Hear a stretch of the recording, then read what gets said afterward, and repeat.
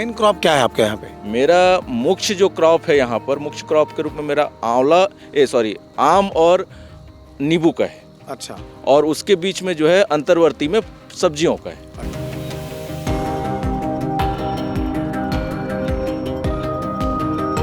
कि जो medicinal plant है उनको संरक्षित करने की दिशा में आप ध्यान दे रहे हैं?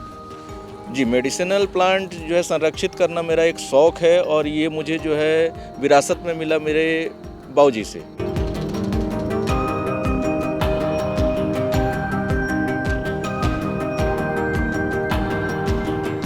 ये इसको छत्तीसगढ़ी में बहिया कुशियार कहते हैं। बहिया कुशियार? बहिया कुशियार मतलब पागल गन्ना? जी, पागल गन्ना। और उसका कहने का मतलब है कि पागल कुत्ते के जो है काटने की जो दवाइयाँ हैं वैद्य लोग इसको बनाते हैं।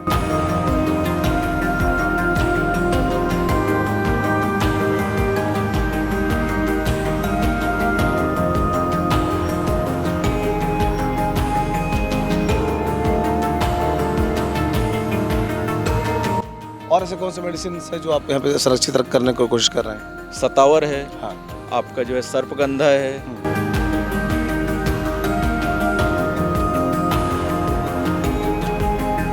मैं ये नहीं कह रहा हूँ कि धान में आमदनी नहीं होगी, लेकिन फसल परिवर्तन मैं यहाँ इसलिए किया कि हर कोई अगर ऐसा सोचेगा धान ही धान होगा तो फिर दाल और तेल भी तो चाहिए, सब्जी भी तो चाहिए।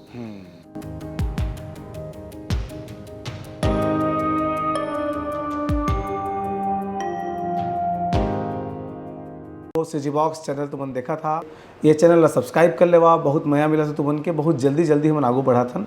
बोले बिना तुमन करबो नहीं करा तेकर चित्र हमन ला कहे पर।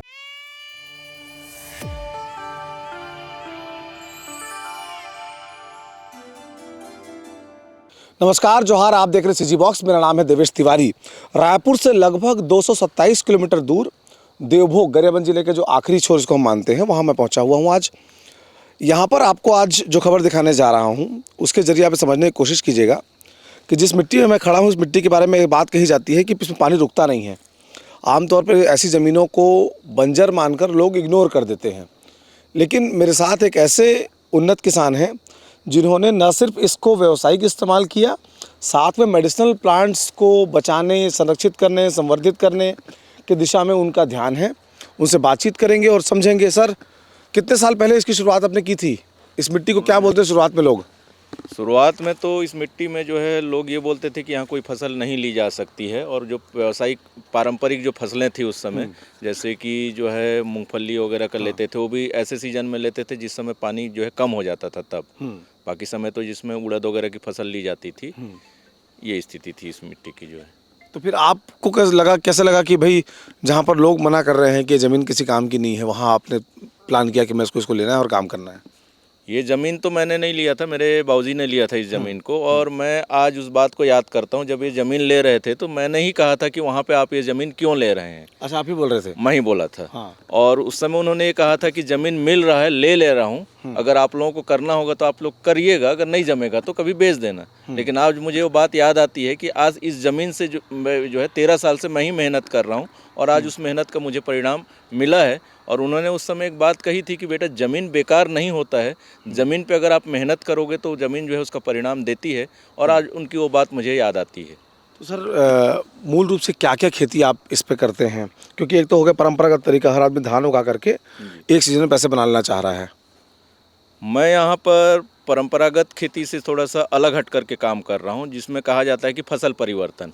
क्योंकि अगर हम जैसे एक ही फसल लेते हैं तो फिर आसपास सभी वही फसल लेते हैं, कंपटीशन ज़्यादा बढ़ जाता है। जैसे आज धान की स्थिति वही आ रही है। आज अगर सरकार खरीद रही है तो धान की अच्छी स्थिति है। अगर सरकार खरीदनी बंद कर दे तो धान इतना ज़्यादा जो है उत्पादन है कि मार्केट में जो है उसको बेचना जो है बहुत बड़ा दिक्कत होगा। लेकिन उसका एक दुष्परिणाम ये भी आ रहा है कि आज दलहन तिलहन की मात्रा जो है घटती जा रही है। तो इस प्लाट में मेरी जो प्लानिंग है कि हर तरह की फसल हो। माने किसान के लिए मैंने एक ऐसा मॉडल बनाया है, और जो देख करके जो है सीखें इस बात को, कि एक किसान जो है अपने एक ही जो है ज़मीन पे सारे तरह की फसल कर सकता है। जैसे मेरे यहाँ जो है आप देखेंगे फलदार पौधे भी हैं, सभी तरह के जो है फल हैं, और उनके बीच जो है अंतर्वर्ती जो है हम लोग सब्जियों का उत्पादन करते हैं।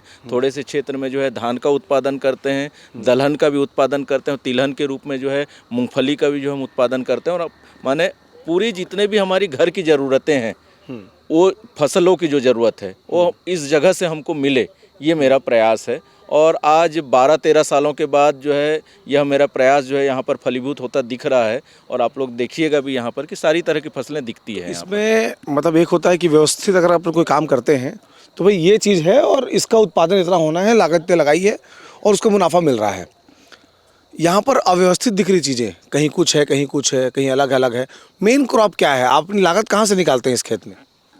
देखिए, आप जो कह रहे हैं अव्यवस्था, उसी अव्यवस्था को ही मैंने व्यवस्था बनाने का प्रयास किया है। होता क्या है कि व्यवस्थित अगर हम एक जो है एक ही फसल को हम लगाते हैं तो उत्पादन ज़्यादा आ जाता है। तो मार्केट में जब हम जाते हैं तो एक फसल ज़्यादा जब होता है और वहाँ पर डिमांड कम हो जाती है तो हमारी फसलें बर्बाद होती है। तो थोड़ा थोड़ा जब हम लगाते हैं मार्केट में जो है जितने की जो है माने मांग है, उस मांग से जो है उत्पादन कम रहे तो फसल हमारी बर्बाद नहीं होती है। ये मेरी टेक्निक है। तो मेन क्रॉप क्या है आपके यहाँ पे? मेरा मुख्य जो क्रॉप है यहाँ पर, मुख्य क्रॉप के रूप में मेरा आम और नींबू का है। अच्छा। और उसके बीच में जो है अंतर्वर्ती में सब्जियों का है। अच्छा, आम जो है वो साल में तो एक सीजन आप लेते होंगे, जी। गर्मी के दिनों में, है ना? तो बाजार इसका कहाँ उपलब्ध हो पाता होगा?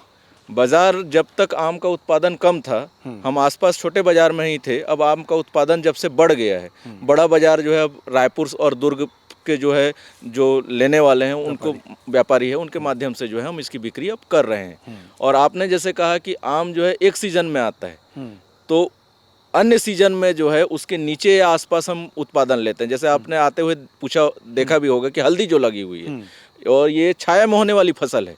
तो जो जमीन है, खाली जो जमीन सब्जियों का अगर हम लेंगे तो उत्पादन नहीं आएगा, लेकिन वो छाया की जमीन में जो है हल्दी की फसल आ रही है। तो जिस सीजन में आम नहीं है तो हल्दी का उत्पादन हम ले रहे हैं तो हमको आ रही है आय। और दूसरा, आप मेरे यहाँ आपको दिखाइएगा, पेड़ों में आप देखेंगे पान और काली मिर्च के पौधे आपको चढ़े हुए दिखेंगे। हाँ, बेल है, बेल है ना? दिखाई दे रहे हैं। ये बेलवर्गीय जो फसल हैं उसमें थोड़ा सा शुरुआती तौर में मैंने प्रयोग के तौर पे किया था कि कितना जो है टेम्परेचर चाहिए, क्योंकि पान और आपका काली मिर्च ये जो है तापमान आधारित जो है फसल है। इसके लिए जो एक निश्चित तापमान चाहिए। तो हम लोगों ने शुरू में 2-3 साल में मैंने देखा कि कितने छाया में करें, तो 1-2 साल हमको नुकसान भी हुआ इसका। और इस साल मुझे खुशी इसलिए हो रही है कि इस साल मेरे काली मिर्च की फसल में जो है फल आने शुरू हो गए हैं। अच्छा। तो अब मैं जितने टेम्परेचर में, माने जितना छाया घेरा हुआ है आम का, तो उतने जो है क्षेत्र में जो है मैं फिर काली मिर्च लगाना शुरू करूंगा।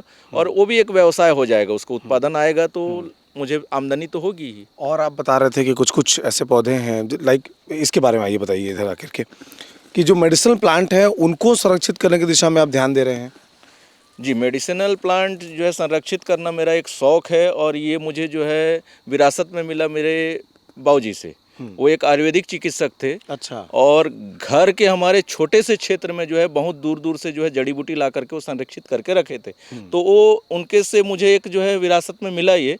और वो शौक़ आज मेरे पास भी है कि कुछ ऐसी जड़ी बूटियाँ जो कि दुर्लभ प्रजाति की हैं, जो कि आसानी से नहीं मिलती हैं, उसका मैं संरक्षण करके रखूं।